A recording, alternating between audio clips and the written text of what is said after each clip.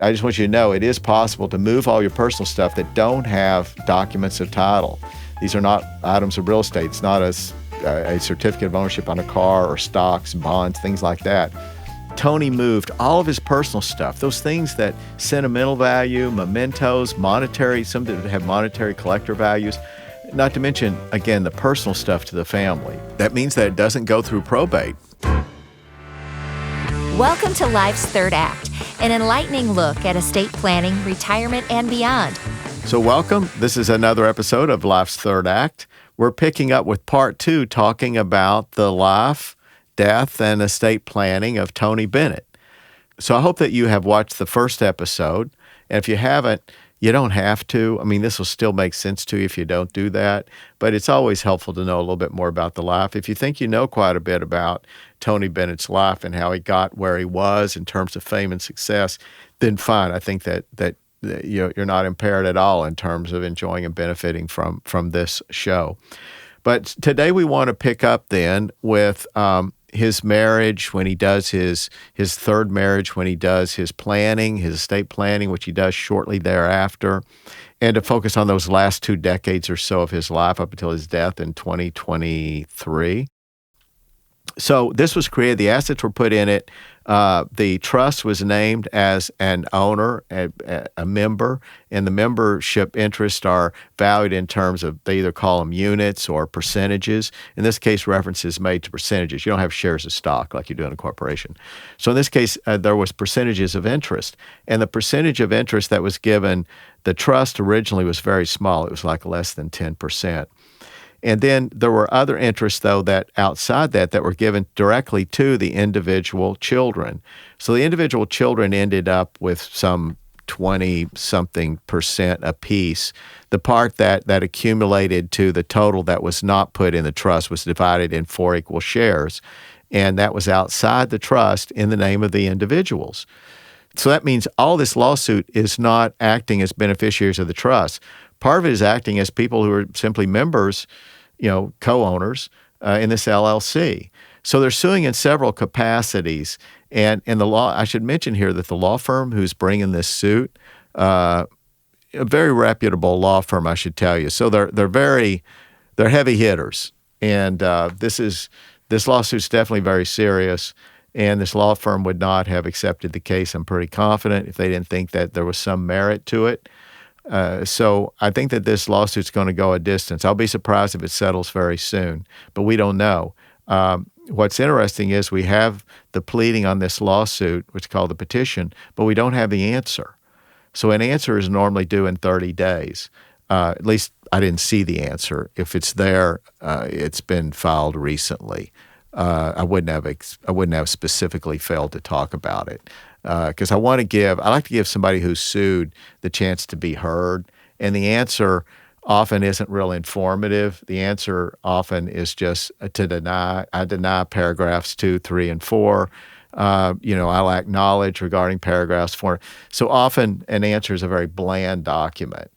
But quite frankly, a petition can be not as bland typically because facts have to be stated more. But it can also be full of interest. And this one, I have to tell you, is a pretty elaborate petition. And again, let me emphasize, these are only allegations. There's always another side of the story. But it's interesting, the allegations here. And you should know that allegations are made under oath. So you can't just flippantly, say bad stuff about the other side and sign it under oath and with an affidavit notarized and file it with a court. That would be perjury. So you can place some confidence in a pleading, but you definitely need to see the other side. But I'd have to tell you, I did find this pretty credible as I read through this. So I'm anxious to see what the defense is when they file. So let's walk through this. I've already told you the many roles, the many hats that Danny had, and that the sort of opportunity that creates. Yeah, the law firm incidentally is Holland and Knight. They're a huge firm, great lawyers. So you should know that Danny has RPM Productions, which that was what you were referring to a few moments ago, Sherry, that's the entity through which he does business. And apparently there may be other artists that he has as clients. I don't know, but I suspect that one of his biggest was Tony Bennett, the person that was, he managed his stuff directly for years and was in complete control, one could say, for much of that time.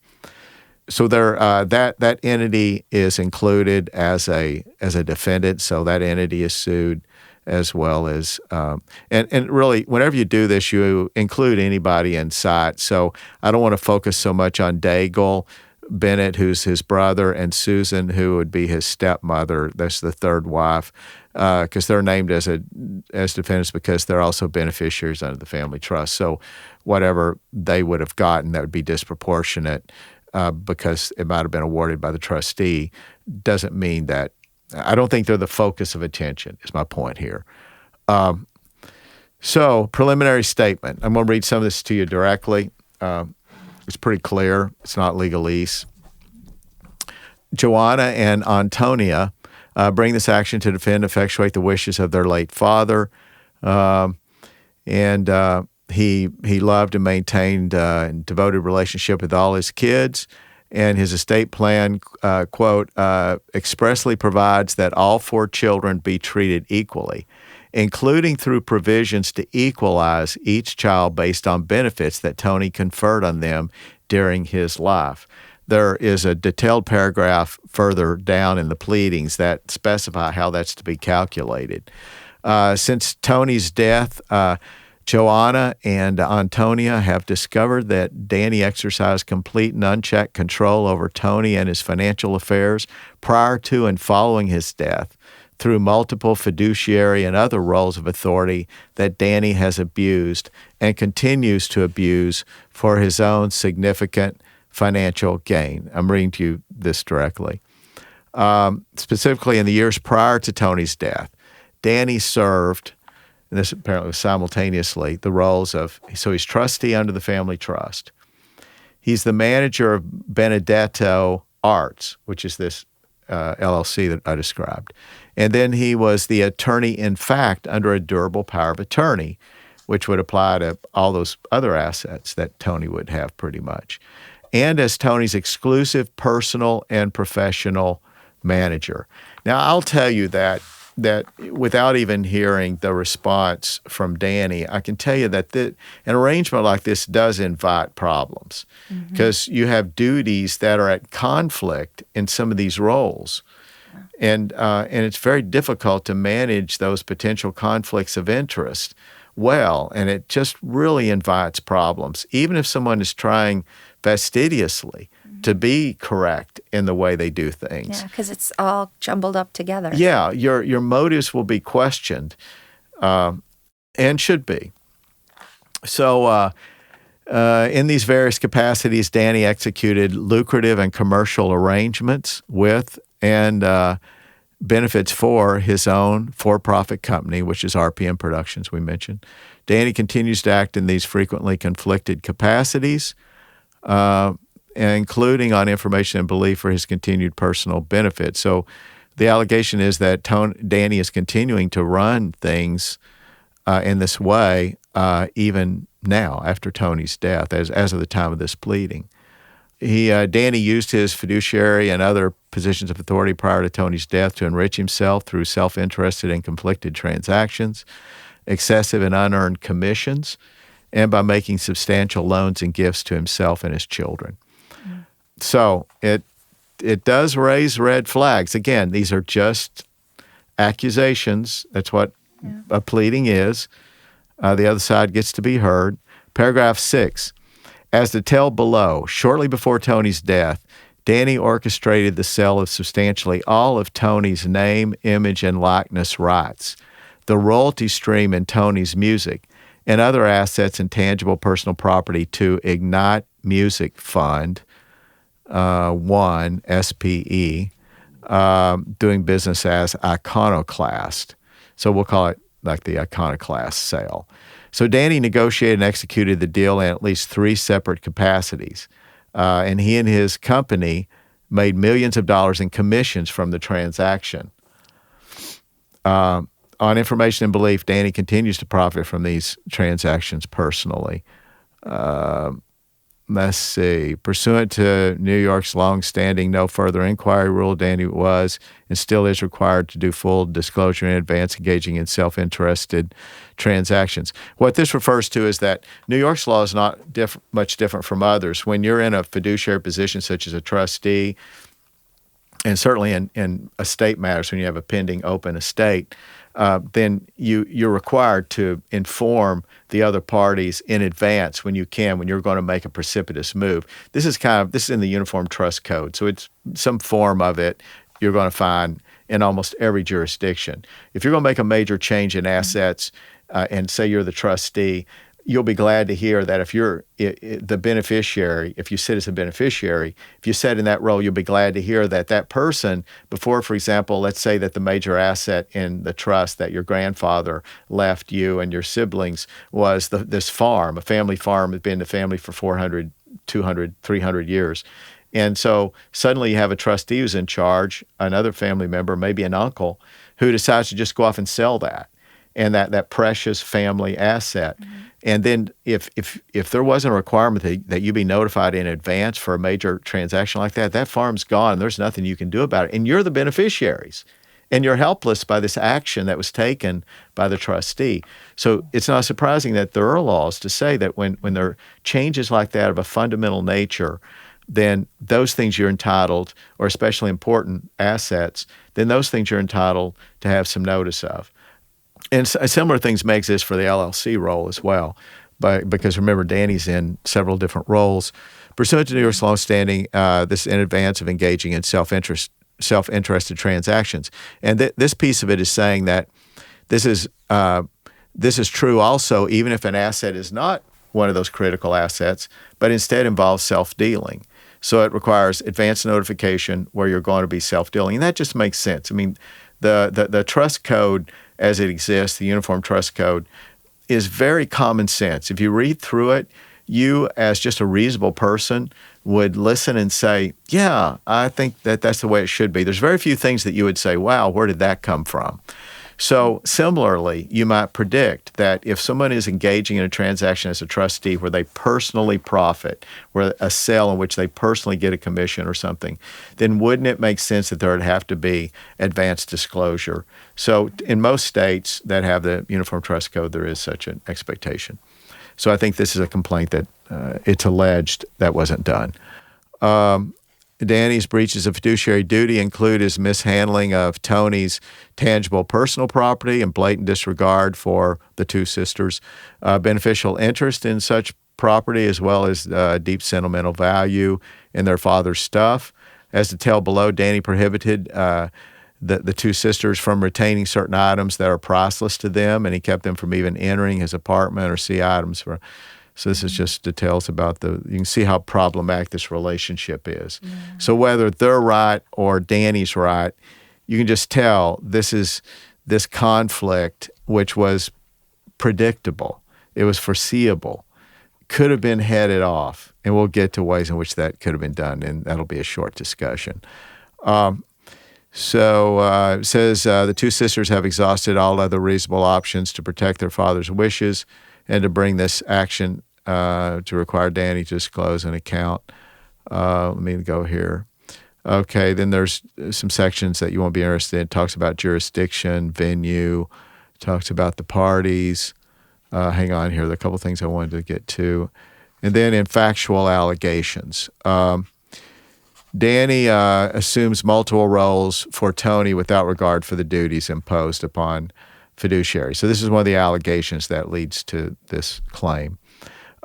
In or about the late 1970s and early 1980s, Danny began working closely with Tony as his manager and assisted Tony in reinvigorating his singing career. So this pleading is suggesting that Tony was helpful, or that Danny was helpful in reigniting to some extent or reviving Tony's career.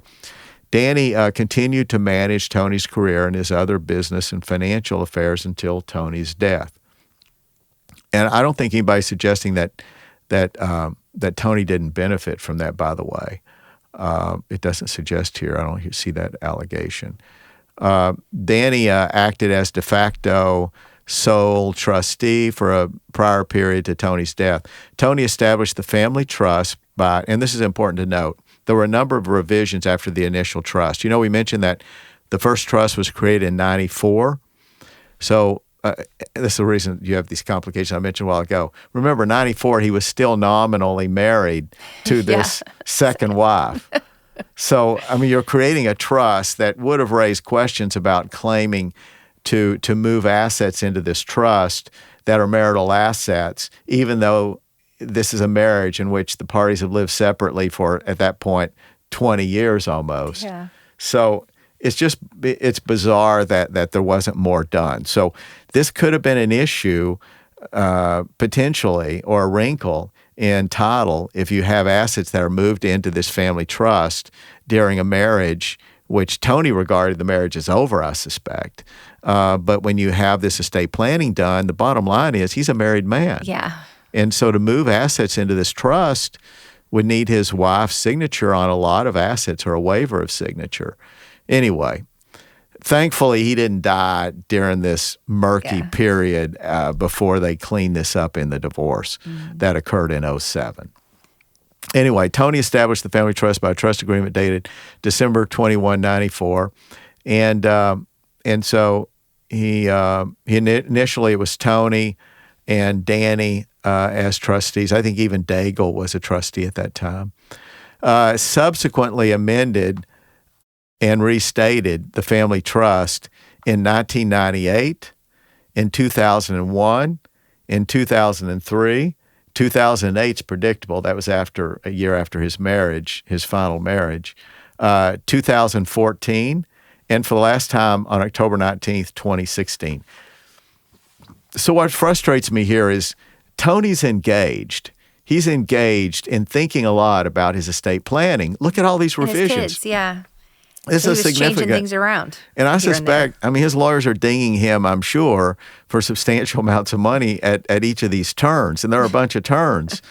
Now, we don't know that there was dramatic change, and I suspect there wasn't. I think that the core idea of having his 4 kids equally benefit, I think that's been consistent through all of these. But we don't know what some of these changes relate to. Tony, in his capacity as the grantor, expressed a clear intention and direction in all these plans that his estate plan benefit all 4 of his children, that they be treated equally.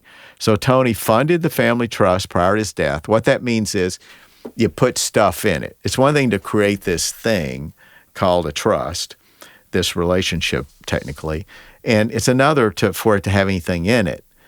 So in this case, he moved assets in it. He changed titles to some real estate, I suspect. The LLC interest, we know what part of it was there. Part of it was outside the trust directly with the children as members. But we know the trust was a member, meaning a co-owner too. So we don't know what all went in there because that's a beauty. Again, we keep running up against this regularly doing this show is people who do it right and have trust, it's murky because we don't know the contents unless there's a lawsuit and it's prescribed in detail. Some of it is prescribed here, so we know this because of the lawsuit. But even this lawsuit doesn't attach, or we couldn't find attached, the document to the trust itself. But there are references to it. Anyway, so he funded it prior to his death, so he put a bunch of assets we know in it. Let's see, Tony's failure to count as trustee of the family trust is the subject of a separate proceeding. So apparently there's another action that's being brought regarding the failure to provide information according to the terms of the trust. And I don't have those pleadings, but it says it's a separate account or pursuant to CPLR, separate statute, Articles 4 and 77, seeking complete and detailed accounting of the family trust. So this is a question where you can bring an action for an accounting with a trust, and that's the proper way. If you're a beneficiary and you're a vested beneficiary and you have an interest in what's going on with the trust, you can bring an action for an accounting, and that's your best way to do that first before you make allegations about the violation of the role as trustee or at least it's the best way to get information, is to ask for that accounting. And there's a statutory process to do that under the Uniform Trust Code. So this is a separate proceeding in which they're dotting their I's and crossing their T's. They're simultaneously asking for all this detail in a very proper form, where this accounting is going to have to be submitted regarding everything inside the trust. But remember, the complaints here more broadly are not just about the trust. It's about, remember, they're also members in the LLC. They'd also be subject to inheritance outside the trust itself, anything that was in the estate, the personal property, and other things like that. So just to know that there are things that where these sisters are pursuing answers, not simply through this lawsuit. So on or about January 11, 2008, Tony assigned various specific tangible property to himself and to himself as trustee of the family trust, as well as all the rest of the tangible property owned at the time of the assignment or acquired thereafter. So this is one of the harder things to trace. Is when you create a trust, you can move by a document, a statement of gift, an affidavit of gift. You can simply have a document that says all the personal property that I own now, my furniture, my belongings, various categories of personal items. You can just say those in a paragraph. You don't have to list in great detail. Those of important detail, like valuable jewelry, a valuable baseball card collection, anything like that, you probably want to identify. But you can successfully transfer into a trust by a single piece of paper in which you state all of my personal stuff. You don't have to name those items individually. You should, the more important stuff. But I just want you to know it is possible to move all your personal stuff that don't have documents of title. These are not items of real estate. It's not a certificate of ownership on a car or stocks, bonds, things like that. So that just kind of helps you when you before death and after you wrote up your last trust, if you updated it, anything then from that update to when you pass, all the things you accumulate then would be included in that. That's right, and Okay. that means that it doesn't go through probate. So remember, what's at stake in this whole discussion here and creating a trust is that the things you put in the trust, they don't ever go through probate. So they don't have the oversight that of a judge in allocating and approving, who gets what. This doesn't have that. This is managed by the trustee, and unless there's a lawsuit brought like this, then you don't. It's operating in an area where it's hard to monitor it, and there's no better example, in my opinion, than maybe this paragraph, where what Tony did was take all those valuable personalty items that weren't put in the corporation. Remember that he did have the items that relating to intellectual property primarily went into what we call this Benedetta arts. Mm-hmm. So this is different. This is where by a certificate of gift, Tony moved all of his personal stuff, those things that sentimental value, mementos, monetary, some that have monetary collector values, not to mention, again, the personal stuff to the family. And as we've seen mentioned here already, the sisters, this isn't so much about stuff that has value. It's also about stuff that had great sentimental value. Anyway, this document, this statement here, paragraph alleges, and I suspect correctly, that Tony, by affidavit of gift, moved all that into his trust. So the good news is it's simple to do that because you don't deal with a bunch of documents of title like real estate and stock certificates and money market certificates, documents of title relating to cars. But the bad news is, how do you know what's there? Meaning, what if some of it disappears? If some of it's gone, how do you even know how much of it's gone? What went and what stayed? So in this case, one of the complaints is that the allegation is that Tony took some of those things and did something with them, sold them, whatever, and the family members feel that they were excluded in that process, though they're beneficiaries of the trust, remember. So equal beneficiaries of the trust. So as described in various media reports, Tony was diagnosed in his latter years with Alzheimer's. On information and belief, by 2018, Tony's condition had deteriorated, and he entered a period of diminished capacity, which is believable, that persisted through his death in July 2023.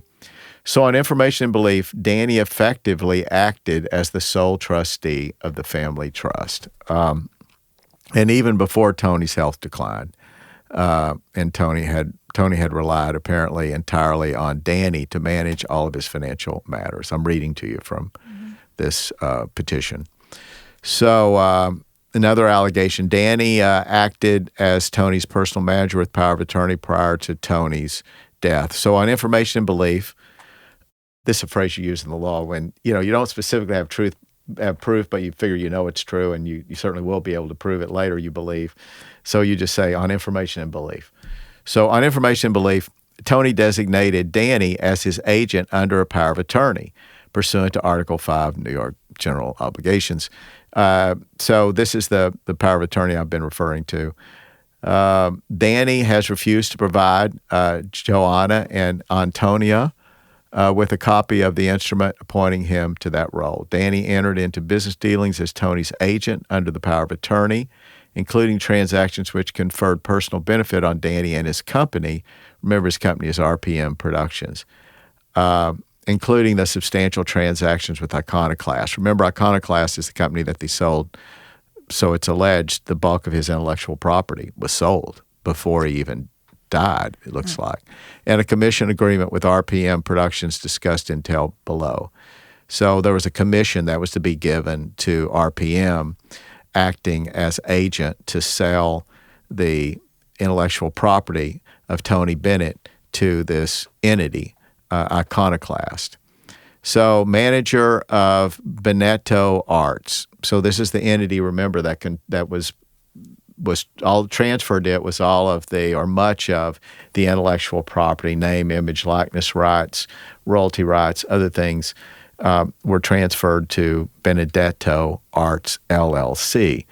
In addition to being trustee of the family trust, Danny served as manager of this. So remember, the manager of an LLC is the person who runs it. They're called a manager. Others are just members.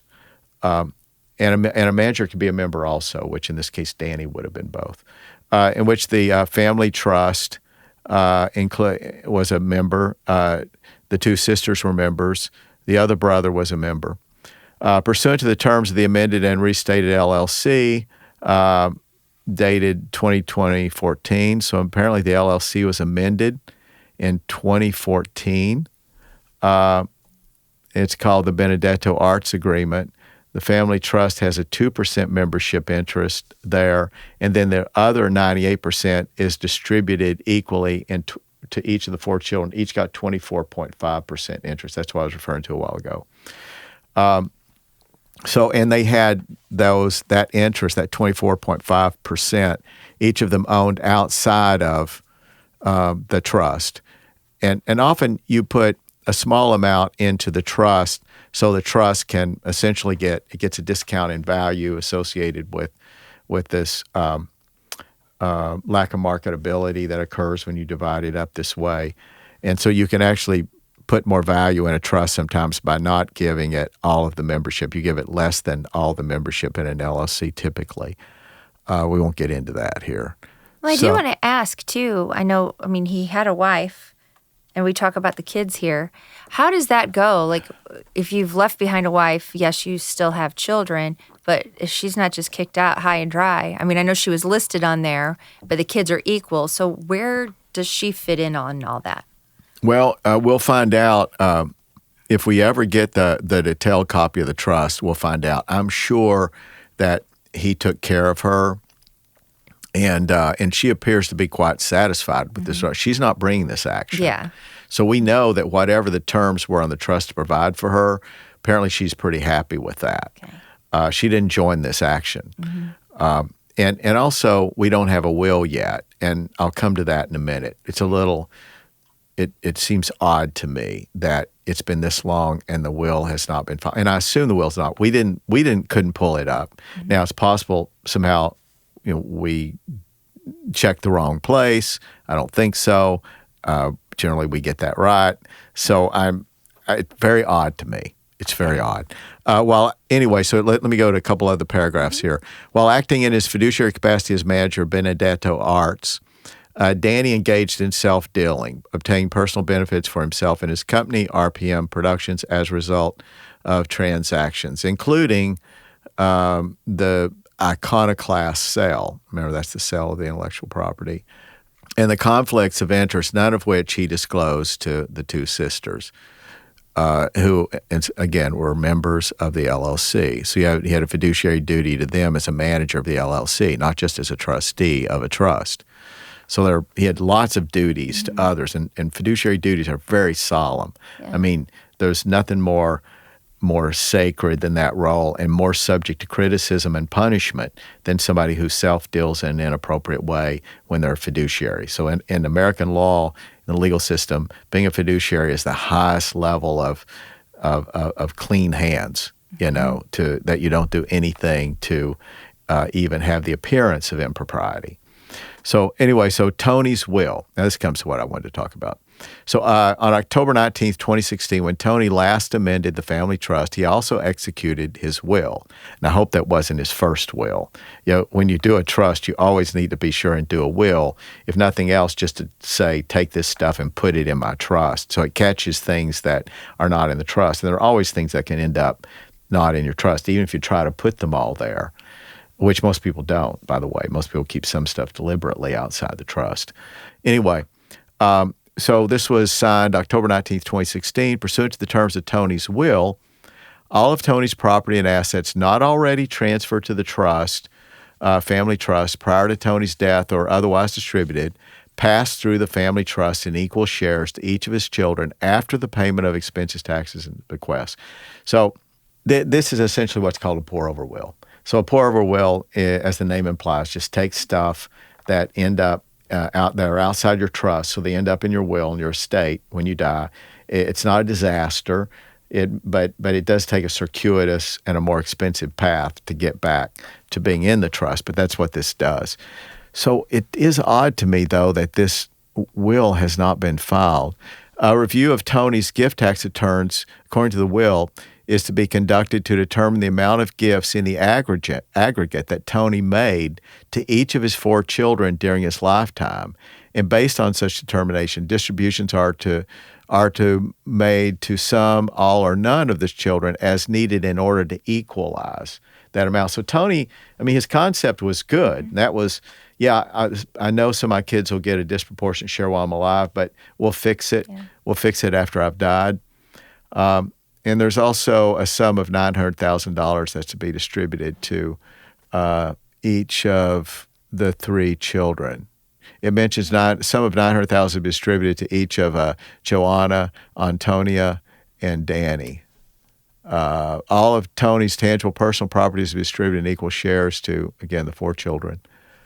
All of Tony's property produced as a result of his career as a musician, celebrity, or as a consequence of his entertainment, include but not limited to his original songs, copyrights, renewal for copyrights, unpublished songs, master recordings, artwork, manuscripts, letters, art and literary materials recorded or created.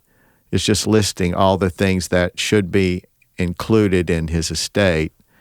Contracts with respect to copyrights, original paintings, lithographs, posters, sculptures, all these endorsements. Just a long list of things here that would constitute property, intellectual property, potentially very valuable property that you would expect a guy like Tony Bennett to have in his estate or to have in his trust. And you expect it to have substantial value. Based on information provided by Danny's counsel, as of the time of Tony's death, Tony and the family trust owned property valued in excess of $12 million, which they seriously question this amount. On information and belief, remember, Tony's net worth at the time of his death, including assets in the family trust, was dramatically diminished as a result of Danny's self-dealing, his conflicted transactions, and other personal benefits that he obtained through the abuse of his fiduciary roles. And on information and belief, Tony's will has not been offered for probate. So apparently this is confirming that that as of the filing of this document, that the will had not been filed then. So it says here, Tony's will has not been offered for probate because Danny alleges that no probate asset existed upon Tony's death. Joanna and Antonia question whether this assertion is accurate, but have been denied information sufficient to know whether probate is necessary. That is a little hard to imagine, that there's no asset that was not in the trust or that didn't pass directly. I mean, you can have like a survivorship name on certain assets, like a bank account can list somebody's name, and so at the time of death, then they immediately own it. You can have things that a married couple can own certain assets in common, by which when somebody dies, you don't have to probate it because it has a survivor interest. So it's joint tenancy with right of survivorship. So if he owned things that were in both names, but the idea that he wouldn't have anything that was in his name alone, that wouldn't need to be probated. It's possible that's true. So I'm not saying that we know that things should have been probated. But the question's being raised because whenever you go into probate, it shines a light on arguably everything relating to the person's death or their assets at their death. And you have a judge involved, and you have courts, and it brings some scrutiny that when you can say there is nothing, so we're not going to file the will. We're not going to have it probated because there's no need for this inquiry because there are no assets. I don't know. I don't know. And furthermore, if there's any creditor out there, they can open an estate if they have to. But if you know they're creditors, you suspect it, the right thing to do is to open the estate and get that cleaned up. But technically, if beneficiaries or family members don't open an estate, then a creditor, there's a process by which a creditor within a certain time frame can facilitate opening the estate because they're owed money. Yeah. And the only way money. that's the only way they're going to get it is to find some assets that the person owned when they died that were available. So I found that interesting that no will had been filed. And then it states here on information and belief, Tony's lifetime earnings exceeded $100 million, which I find easy to believe. And then here's another allegation. Danny engages in self-dealing and breach of his fiduciary duties while acting in multiple capacities prior to Tony's death. This is a recurring theme, is this conflicting roles. Yeah, Danny. So here's the allegation. Danny was effectively responsible for Tony's entire financial and professional life without oversight by Tony himself or anyone else for many years, particularly during the period of Tony's diminished capacity in the final years of his life. And there's one other allegation, I think just one, maybe a couple here I wanted to call your attention to. Paragraph 55. On multiple instances prior to Tony's death, however, Danny made gifts to himself from the family trust, including during Tony's incapacity. Danny made multiple withdrawals in the forms of loans, gifts, and commissions to himself, to or for the benefit of his children in his capacity as trustee. And he even borrowed $750,000 from the family trust to purchase a personal residence for himself and his family and executed a mortgage in favor of the family trust to secure that private loan. And then paragraph 56 says, evidenced by two separate promissory notes, Danny took two loans from the family trust in 2020 in the following amounts, $750,000 and $450,000. Remarkably, after borrowing a total of $2.1 million for his personal use and benefit, just a short time later in 22, he claimed that he needed to look for additional ways for Tony to earn money, quote unquote. As of Tony's date of death, Danny had not repaid either the $750 or the $450 he borrowed from the trust. And these are information that I think was not disclosed at the time, but the daughters came across it. So part of the allegations throughout this is that they're not informed as they should be as beneficiaries or members in an LLC. As Tony's condition deteriorated, Danny orchestrated the Iconoclast sale. So this is the last thing I'm going to talk about in this petition, though there's much more I could cover. But I think that I'm making the point that I really wanted to make, and as to ways in which this arrangement can go wrong.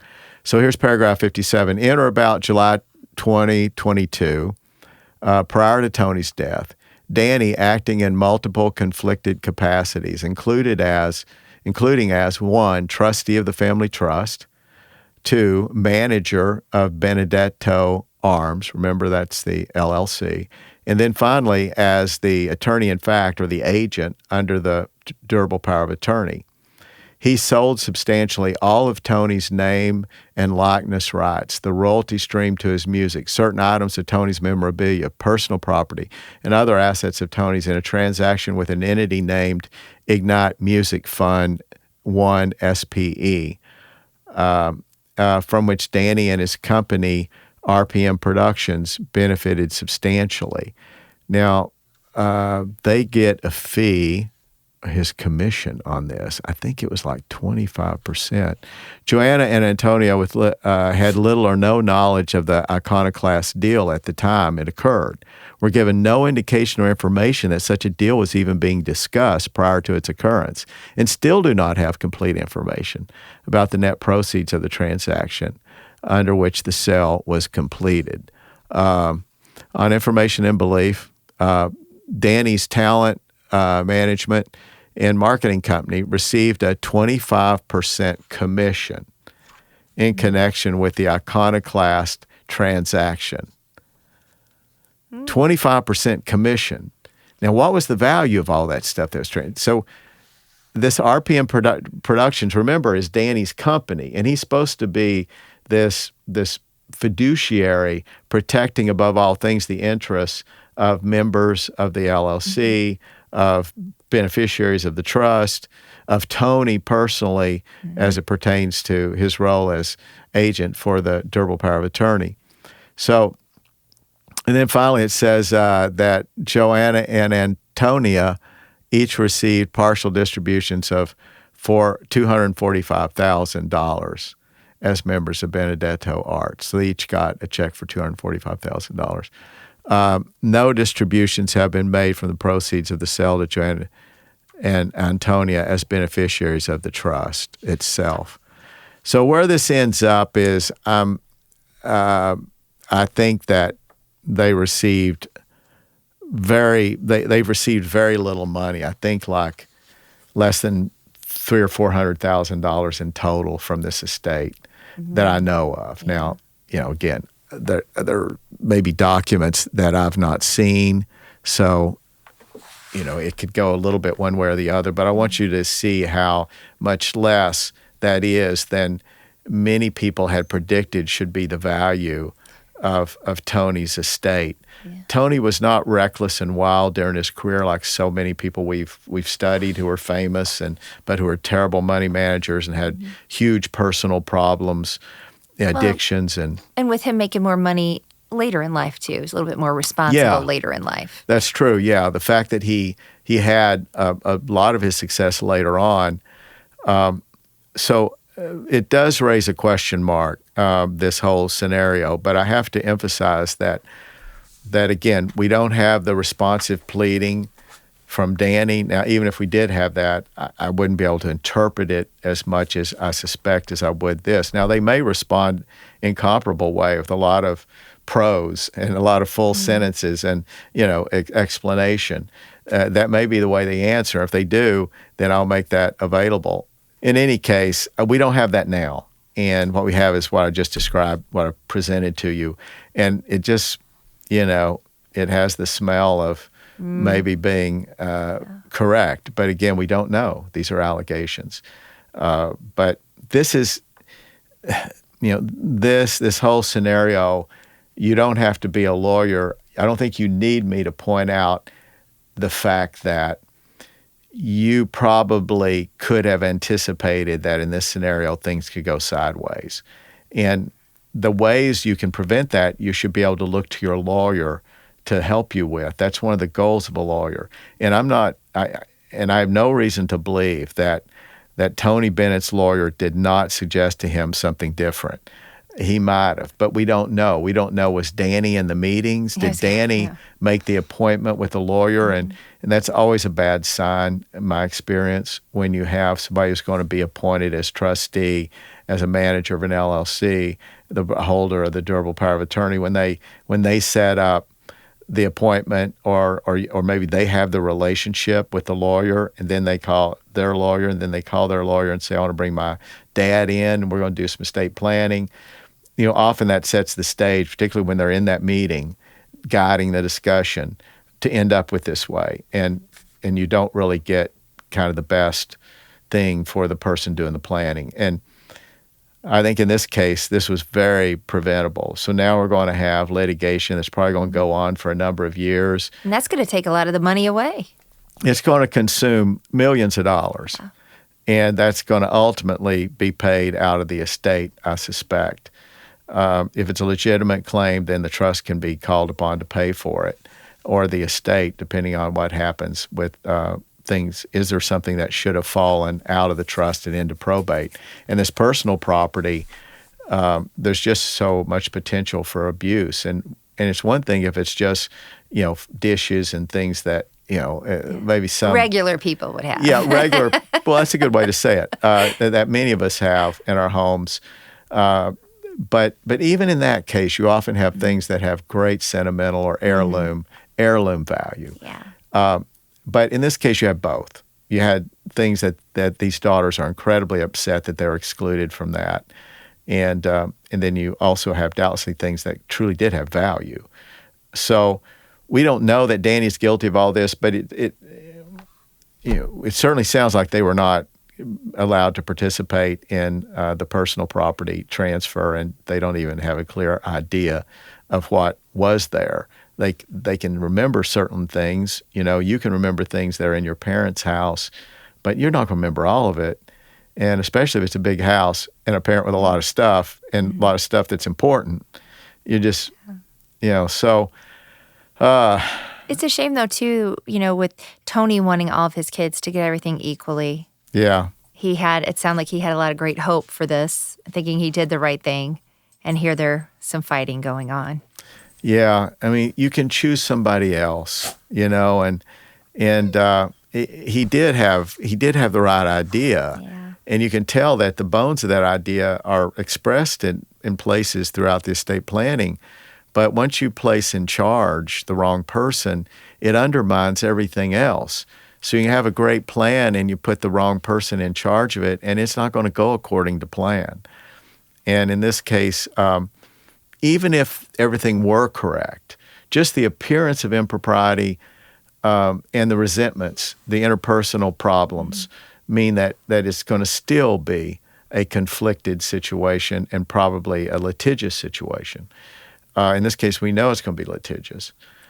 So I guess I've called attention to what I think are the biggest red flags here. There are other things I could talk about in more detail, but this has already gone long enough in this segment.